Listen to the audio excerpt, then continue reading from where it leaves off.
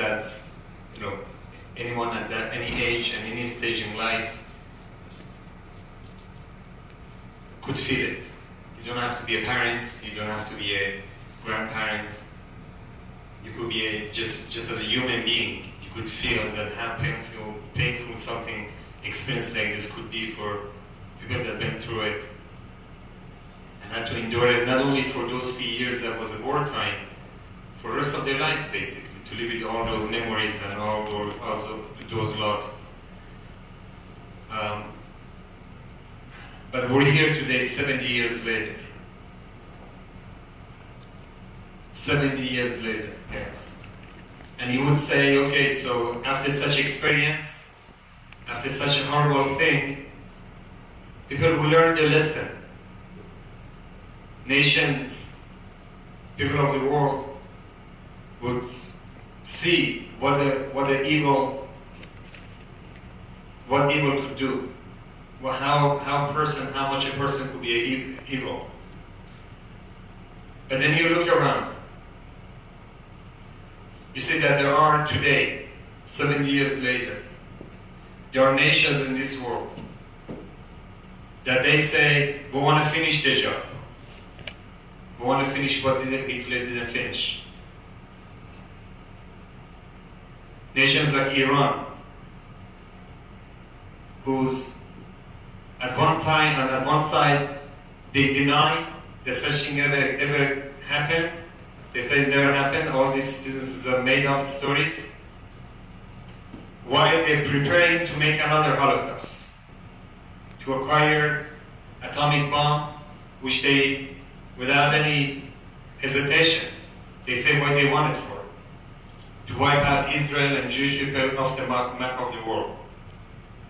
They say it. They say it today. And I don't need anyone to translate it for me. I could hear it myself. And they, every day in their gatherings, they say, Mag bar America, Mag bar Israel, which means death to America, death to Israel. And they always say it. So you would say, people will have to do something about this. And then you have leaders around the world, including the leader of this country, who gladly goes ahead and takes a step that could be very dangerous towards the stability of Israel. So, what do we do with this? What do we do with this? A number of times I spoke about why anti-Semitism exists, why Holocaust happened. And this is a phenomenon that has no logic to it. Anti-Semitism has no logic to it. You cannot bring one logical reason why the nations of the world hate Jews. If you want to tell me they hate Jews because the Jews were rich, and they control the banks and financial institutions. Look at East Europe. People were poor. You saw the pictures. They had no control over anything. So that can be the reason. If you want to tell me the reason is because Jews are poor and dirty and they spread disease, look at West Europe. Jews in Germany. They were in a very high level. Why they were hated then? If you want to tell me that they were hated because we're religious and we stand out and we wear yarmulke and we have talito, that we stand outside and we tell the goyim that we don't hang out with you and we're different. So why were the Jews who were so assimilated were hated? And vice versa, if you want to tell me we're hated because we assimilate, so why the religious Jews were hated? This was something that happened for the entire Jewish people. A phenomenon of anti-Semitism never made sense because there is no real reason for it. Some say Jews are hated because they killed Jesus. So why does Muslims hate us? What do we do to Muslims? We just lived our life and were there before them. What did we do to them? Any evidence in history that we did anything to Muhammad? So why we are hated by them? So there is no logical reason for it. And I once heard from a Rosh Yeshiva, the head of Yeshiva, an amazing answer. He said, in God's way, if you want to know the reason of something, look at the result. The result is why it happened. Because God doesn't miss it. We could try to throw an arrow to a target, but we may miss it. So where the arrow lands doesn't mean that was our intention. We had the intention somewhere else, but we missed it because we're human. But when God, let's say, throws an arrow, He doesn't miss it. He gets to the target. Which means that if you look at the outcome, you know what was the original intention of God doing that.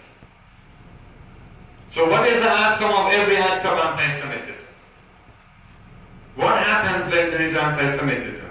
Something big like this, or something that happened in Israel that they kidnap Shalit, or they take 4 boys and they kidnap them and they murder them. Or even something very small where they come put graffiti on some shul or synagogue in town where you live. What is the outcome of that? You know what is it? Increase in Jewish identity and unity. That's what comes out of every act of anti-Semitism. We become united. We get together, we forget our differences. I don't know if you look at the pictures where there were rallies and there were prayer services for the 4 Kedoshim, those 4 boys that got kidnapped and murdered. Here in America, you could see a rally, you have religious people, non-religious people together. But something like that in Israel never happens. There is a huge wall and separation between religious and not religious. And not religious. They don't like each other. They don't get along at all. But when you look at the rallies that was there, that happened during that time, you see everyone. You see people with black hats, and you see people with no hats, with no yarmulke, with short sleeves. You see people with beard, you see people with shorts, walking together, a unity, an endless unity was created because that act of anti-Semitism. So the answer to the question why anti-Semitism exists is because there is not enough unity between us. And because we're not strong and we lose our identity.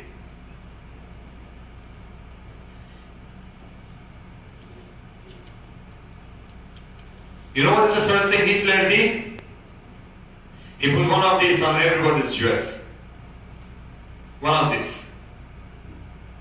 You know why? He wanted to identify them that they're Jews.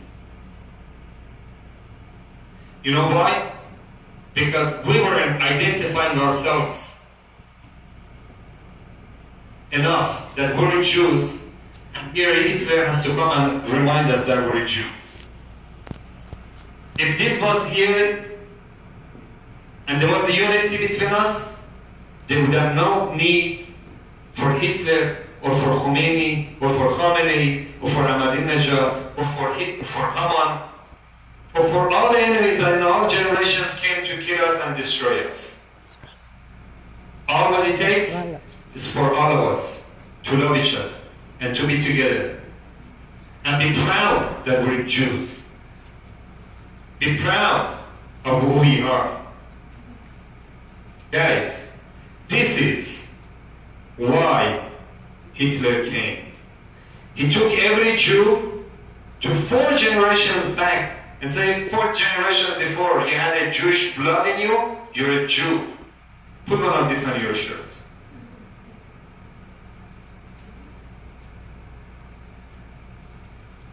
So therefore, if this is the outcome, so the answer is, therefore, this was the intention of God. Allowing something like this to happen because we wanted to increase our Jewish identity.